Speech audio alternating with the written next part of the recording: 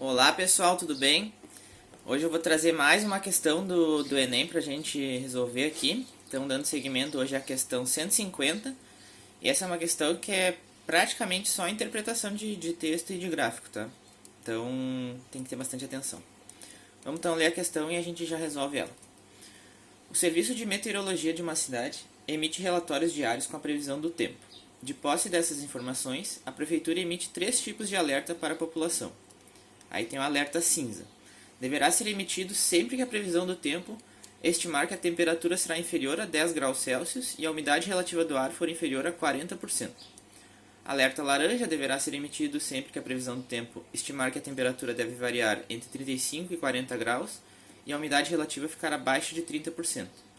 Alerta vermelho deverá ser emitido sempre que a previsão do tempo estimar que a temperatura será superior a 40 graus e a umidade relativa do ar for inferior a 25%.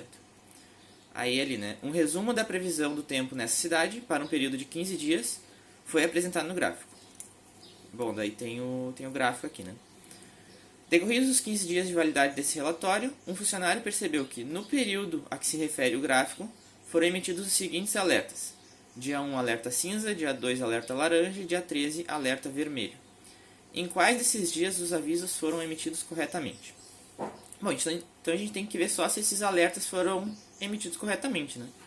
Então aqui no dia 1, alerta cinza. Bom, dia 1 é esse aqui, né? Alerta cinza. Deverá ser emitido sempre que a temperatura for inferior a 10 graus Celsius e a umidade relativa inferior a 40%. Bom, a temperatura aqui, ó, é o traço cheio, né? Então aqui a temperatura está em mais ou menos, tá menos de 10, né? Aqui seria 10. Então a temperatura está certa e a umidade inferior a 40%. A umidade é o risco tracejado aqui, então tá, né? Tá inferior a 40. Então a 1 tá ok. Dia 12, alerta laranja. Dia 12 é esse, né? Bom, alerta laranja deverá ser emitido sempre que a previsão tiver a temperatura entre 35 e 40. Bom, a temperatura aqui está um pouquinho acima de 40, né? Então aqui já não é.